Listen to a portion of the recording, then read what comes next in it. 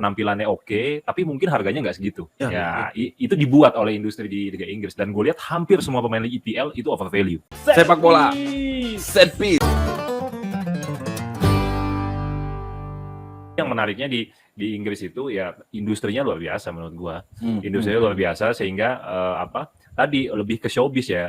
IPL ini kayak NBA menurut gua. Dan sekarang ya kalau zaman dulu ya pemain kayak misalnya Jack Grealish ya 100 juta gitu, lu mungkin mikir 1 juta kali ya kan. Jack Grealish gitu dibandingkan pemain-pemain zaman dulu misalnya.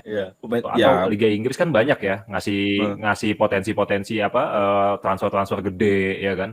Ya yang kita yang gue sih agak terbelalak gitu, gua segitu belinya gitu ya. Kayaknya ngeluarin uang 50 juta euro tuh di IPL tuh biasa banget gitu loh. Kenapa ya, Ja? Kira-kira, Ja? Gitu ya. Iya, karena industrinya udah semakin berkembang, tuntutan showbiznya semakin tinggi, sehingga uang yang dikeluarin itu nggak sebanding lagi sama sebenarnya potensi si pemain. Over gitu value. Ya. Jadi over value, banyak banget pemain yang over value menurut, bukan overrated ya, tapi over value. Gitu ya. Artinya dia memang bagus, dia memang penampilannya oke, tapi mungkin harganya nggak segitu. Itu dibuat oleh industri di Liga Inggris, dan gue lihat hampir semua pemain IPL itu over value. Kayak gue disuruh beli Harry Kane 100 juta juga mikir gitu loh. Hari begini yang mau beli Harry Kane 100 juta itu hampir semua klub IPL. Iya. Gitu. Iya kan? Tapi kalau Harry Kane 100 juta gitu ya. Wow itu di La Liga mungkin di Serie A itu bisa bikin satu tim, Bro. Iya. Gitu ya. Tapi di Liga Inggris itu sudah dimaklumi dan udah jadi sudah jadi tren. Sudah jadi tren gitu ya, nggak masalah. Lu wasting money, bahkan kayak klub-klub gaji yang dibayar klub-klub di Serie A kayak Juventus, Inter Milan, AC Milan, itu mungkin kalau di Liga Inggris itu setara gaji-gajinya pemain Wolves, West Ham, Leicester. Iya kan? Karena kalau gaji-gaji pemain City, Arsenal, MU udah jauh gitu loh, jauh. Nah, namanya juga nih Bung Reza, emang karena over value, Bro. Jadi contoh pertama itu di Liga Inggris tuh Paul Pogba, ingat ya waktu itu ya. Pogba ke MU tuh tuntutannya kan tinggi ya. Kalau nggak salah era-eranya Mourinho baru dari Van Gaal terus ke Mourinho kalau nggak salah tuh. Pogba tuh malah pemain termahal di dunia lah waktu itu. Iya, padahal di Juve udah dewa banget ya kan. Ya, pas udah masuk ke MU jadi biasa aja gitu. Jadi biasa aja. Karena tuntutannya tinggi. Lu dibanderol 80 juta kalau nggak salah. Tapi jadi prestasi. Gini, kalau kita bilang valuasi sebuah perusahaan itu juga terjadi di klub sebagai entitas bisnis lah ya, sebagai entitas sebuah bisnis. Jadi ada peringkat dari KPMG yang ngeluarin report memang top enterprise value. Nah, di situ ada 5 lah parameter apa sih yang dilihat dari sebuah enterprise value, faktor-faktor apa yang mendukungnya. Satu, profitability, keuntungan, terus popularity, sporting potential, ini kekuatan squad ya, sama terus broadcasting rights sama stadium ownership. Nah, kalau beli pemain yang gede, yang beli pemain yang over value, beli Pogba 80 juta US dollar, Harry Kane 100 juta US dollar, kalau dibukukan kan dia akan menjadi tinggi, sporting potensialnya jadi gede, akhirnya mendongkrak valuasi perusahaan. Ketika mendongkrak valuasi klub, ya akhirnya menjadi klub yang kalau dijual share-nya juga pemilik klub sebelumnya jadi cuan lah istilahnya kayak gitu. Padahal yang dia beli itu nggak semahal itu, tapi si klub ketika membeli ini itu jadi sangat, ketika di total, ini klub valuasinya segini loh, sekian miliar euro loh. Padahal kalau dilihat-lihat siapa sih Paul Pogba juga jarang ngegolin kan kayak gitu. Terus Son Phillips lah di Chelsea dulu juga kayak gitu, kemahalan.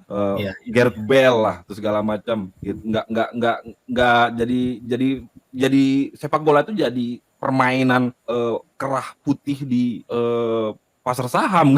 Akhirnya jadi begitu, Bro.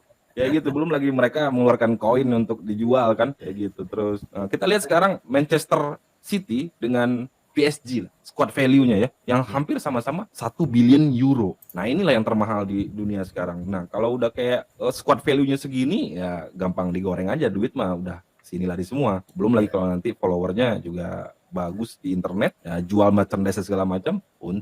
Pertanyaannya nih, Bung Luki, apakah mereka memiliki akademi yang bagus juga kan? Kayak gitu. Oh enggak, belum tentu, Bro. Jadi belum tentu sebanding ya biasanya. Karena yang gue tahu sih kalau di Inggris itu yang bagus Chelsea sekarang baru sekarang bagus ya. Tapi originally itu dulu tuh Ajax tahu. Iya. Ajax Amsterdam tuh punya inilah, ada Patrick Kluivert ya kan, pemain-pemain Ajax itu banyak dibeli juga sih sebenarnya. Iya.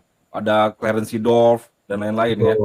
Betul, dan lain-lain. Jadi emang, tapi ya secara visual jago di liganya aja kan sekarang ini gitu. Ya, paling nanti dibeli sama klub-klub Italia sih kalau produk-produk Ajax ini biasanya. Italia atau mungkin Spanyol ya, itu banyak sih. Kalau Ajax ini yang paling populer hasil akademi Ajax itu Johan Cruyff dulu, legendary player lah. Gitu dari 70-an gitu yang ya menaklukkan Eropa lah dengan total footballnya ya. Betul. Abis itu ada Donny van de Beek, Sven Botman, Edgar David, ya kan, Anwar El Ghazi pemain Mesir, Nihal de Jong, Patrick Kluivert dan lain-lain kayak gitu. Kalau Ajax mah nggak usah diraguin lah akademinya bro. Ya. Gua dulu sempet ke Amsterdam juga dan ngelihat langsung itu di sana di Ajax. Di Amsterdam ya. Gue dulu rencananya mau ngambil form buat anak gua gitu ya. Tapi tiba-tiba COVID akhirnya nggak jadi gitu. Ya kan semua pemain dunia dulu kan dari sana kan. Liedmanen, Van der Sar, semualah Blind, semua yang akhirnya malang melintang gitu ya. Dan memang penghasil ini ya. Karena mereka kan sistemnya ininya memang sudah sangat-sangat bagus gitu ya. Jadi karakter akademi Ajax ini adalah mereka memiliki ciri khas itu yang membawa possession bola yang nyaman gitu. Dan bedanya bro, Ajax itu ketika mereka akademinya bagus, mereka pakai semua pemain mereka di dalam tim itu. Gitu ya. Nah, baru kemudian musim selanjutnya itu ada kemungkinan satu-satu hilang gitu ya. Dibeli. Nah, kalau lu lihat sekarang berapa banyak sih pemain akademi klub-klub besar yang lain main di klubnya sendiri gitu kan. Gitu. Kalau Ajax enggak, dulu 11-11-nya pemain akademi bisa gitu ya. Kemudian mungkin satu-satu, oh nih Kluivert tahun depan hilang nih. David tahun depan hilang nih, ya kan?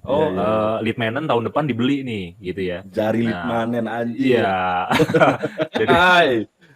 Jadi mungkin yang kayak gitu di Spanyol di La Masia ya deh. Di alumni La Masia lah, tahun 2012 itu ada Iniesta, Messi, Pedro, Fabregas ya kan, Xavi, Puyol. Tapi ya sekarang gue nggak tahu sih.